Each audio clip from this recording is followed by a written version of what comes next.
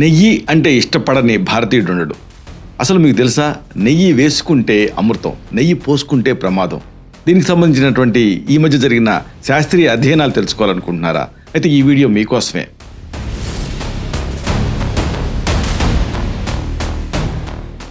తుప్పు పట్టినటువంటి యంత్రానికి ఆయిల్ ఎలాగో, అరిగిపోతున్న కీళ్లకు నెయ్యి అనేది ఒక అద్భుతమైనటువంటి జెల్లాగా పనిచేస్తుంది. కదలికల్ని ఇంప్రూవ్ చేస్తుంది. తెలుసా ఈ విషయం మీకు? ఆరోగ్యానికి శత్రువుగా భావించే నెయ్యిలో ఉండే బ్యూట్రిక్ యాసిడ్ అనే అదృశ్య యోధుడు మీ గుండె ఆరోగ్యాన్ని మెరుగుపరుస్తూ శరీరంలో అనవసరపు కొవ్వును కరిగిస్తాడు అంటే మీరు నమ్ముతారా?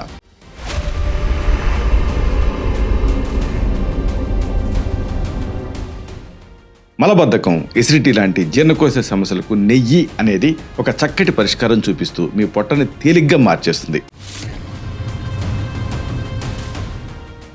ఆధునిక ఆహారపు అలవాట్ల వల్ల వచ్చేటువంటి అనారోగ్యాలను వదిలించుకోవడానికి దేశీ నెయ్యిని ఒక జీవనశైలిలో భాగం చేసుకోవడం అనేది వివేకవంతమైనటువంటి నిర్ణయం.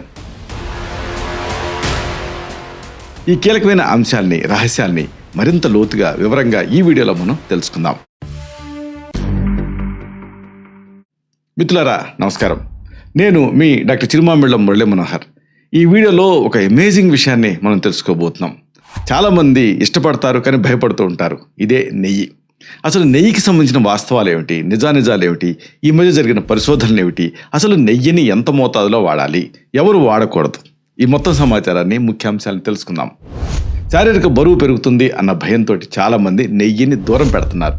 కానీ నిజానికి నెయ్యి అనేది చెడు కొలెస్ట్రాల్ని తగ్గించడంలో కీలకమైన పాత్ర పోషిస్తుంది. భారతీయ వంటగదిలో నెయ్యికి వేల ఏళ్ల చరిత్ర ఉంది. ఇది కేవలం రుచి కోసమే కాకుండా సంపూర్ణ ఆరోగ్యప్రదాయం కింద గుర్తింపు పొందింది. ఆయుర్వేదం ప్రకారంగా నెయ్యి అనేది ఓజస్సుని పెంచేటువంటి అమృతం లాంటిది. మనం తింటాం కదా, ఆ తిన్న ఆహారం రసం కింద మారుతుంది. రసరక్త మాంసం, మేధోస్థి, మధ్య శుక్రాలు అనేవి సప్తధాతువులు అయిపోయిన తర్వాత ఫైనల్గా తయారయ్యేది ఓజస్సు. అంటే ఎట్లయితే పాల నుంచి అంతిమంగా నెయ్యి తయారవుతుందో అలా నెయ్యి వేసుకోవటం వల్ల మన జీర్ణరసాలన్నీ కూడా ఓజస్ కింద మారుతాయి. అంటే ఓజస్సుని పెంచే అమృతం ఈ నెయ్యి. శరీరంలో ఉండేటటువంటి వాతపిత్త దోషాలను సమతుల్యం చేయటమే దీని ప్రధాన విధి. ఈ వివరాల లోతుల్లోకి వెళ్దాం. ఈ సందర్భంగా లిపిడ్ ప్రొఫైల్ గురించి, గుండె ఆరోగ్యం గురించి, నెయ్యికి దీనికి ఉన్న సంబంధం గురించి మనం కాస్త మాట్లాడుకోవాలి.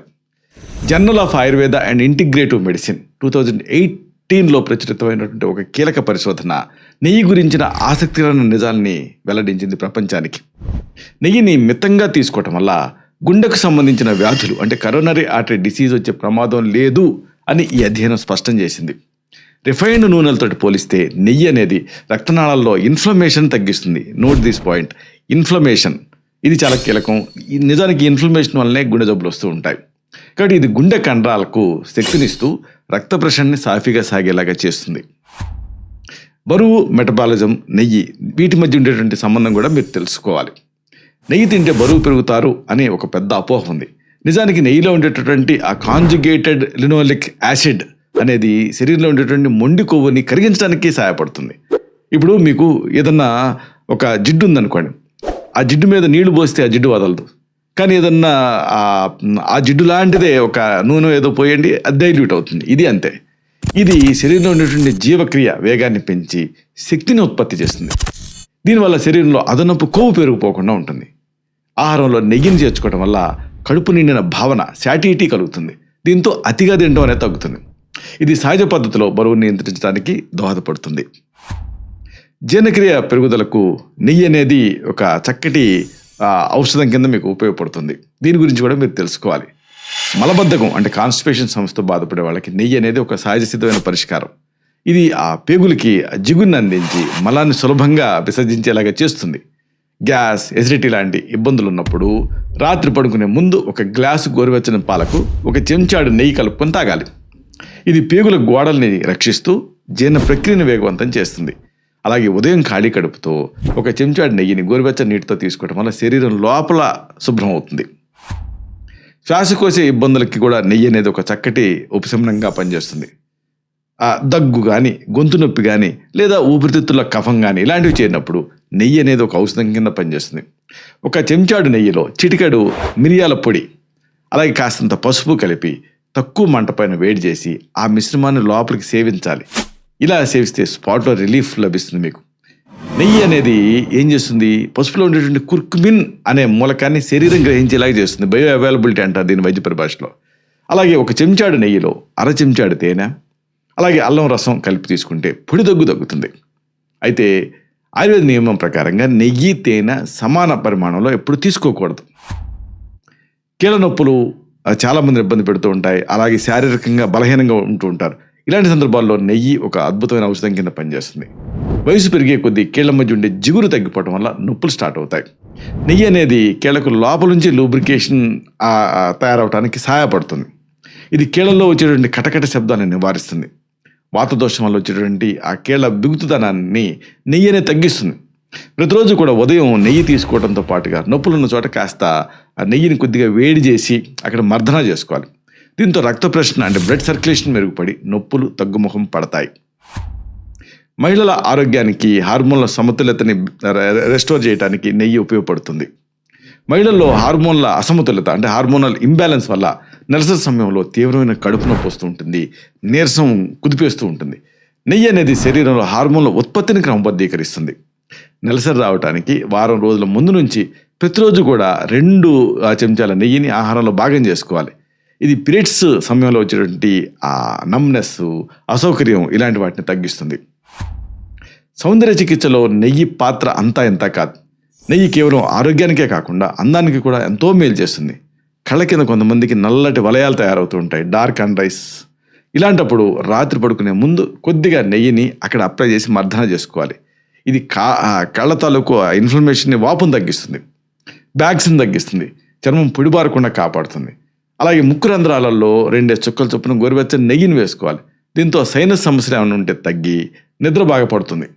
మానసిక ప్రశాంతత కోసం రాత్రి పడుకునే ముందు అరికాళ్ళకి కాస్త నెయ్యి రాసుకొని మర్దన చేసుకోవాలి. కాళ్ళకి రాసుకుంటే కళ్ళకి చలువ అని వినే ఉంటారు మీరు.